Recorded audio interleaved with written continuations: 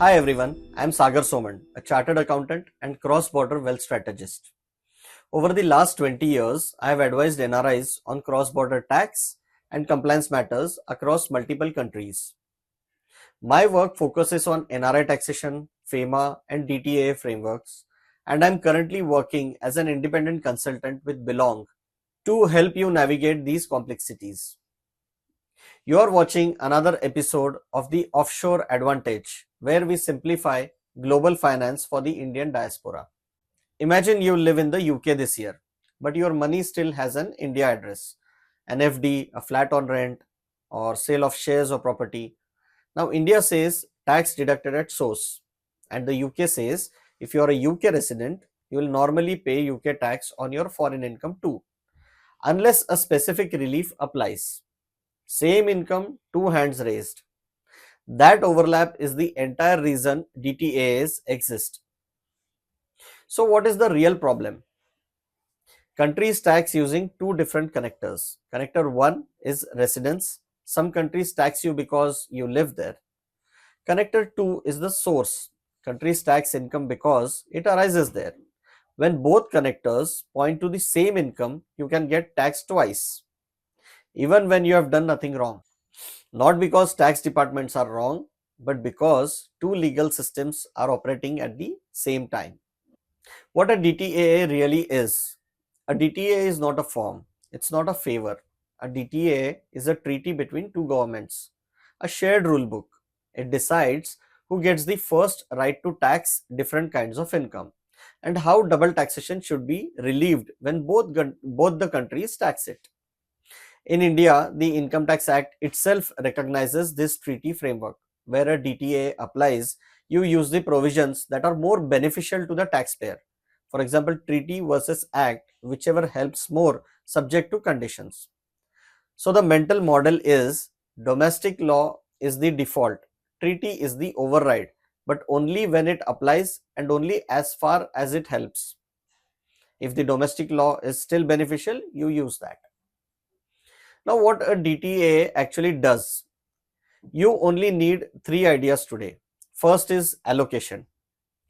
Treaties recognize income and allocate the taxing rights. For example, salary, interest, dividend, rent, capital gains, business income. Each category gets its own treatment. Sometimes the source country gets the main right to tax. Sometimes the residence country does. Sometimes both can tax, but under defined limits. The second is relief from double taxation. DTAA does not promise zero tax. It promises no double taxation without relief, where the conditions are met. That relief is commonly through a foreign tax credit approach, meaning tax paid in one country is recognized in the other, but only up to the limits.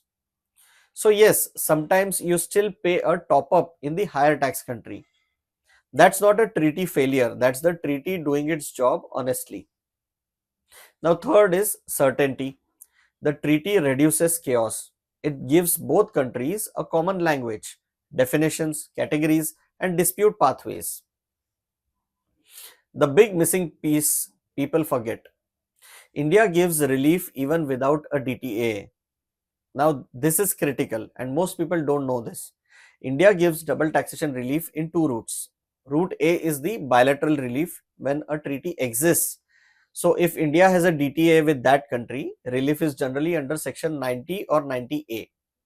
Route B is unilateral relief when no treaty exists. So, even if there is no DTAA, India can still grant relief under Section 91. This is called unilateral relief. But here is a precision point. Section 91 is typically relevant when you are a resident in India who has foreign income taxed abroad and also taxable in India.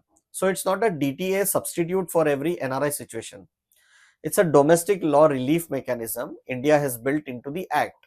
And the relief under Section 91 is not whatever tax you paid abroad, India will fully refund it. It is a restricted credit style relief based on the lower of Indian tax rate and foreign tax rate applied to the doubly taxed income. So the bottom line is Section 91 is the built-in safety net in case there is no DTAA. Now, how many countries does India have DTAs with? India has signed comprehensive DTAs with more than 90 countries. And regardless of the count, the principle stays the same. If a DTA exists, treaty route, which is section 90 or 90A. If no DTA exists, then unilateral route, which is section 91, wherever eligible. What a DTA is not, this is where myths live. DTA is not a no tax zone. It's no double tax without relief when conditions are met. DTA is not automatic. Treaty benefits is a claim based on facts and classification. DTA is not a magic eraser for residency mistakes. If your residency, source, or income characterization is wrong, the treaty won't save the position. One line takeaway. If you remember only one line from today, remember this. A DTA is a government to government rule book that allocates taxing rights and prevents double taxation through relief. And even where there is no DTA, India may still give unilateral relief under section 91 wherever eligible. So that's about DTA, what it is not, and the two relief routes India offers. In the next video about DTA, we go one layer deeper, how treaty relief works in real life without getting lost in legal jargons.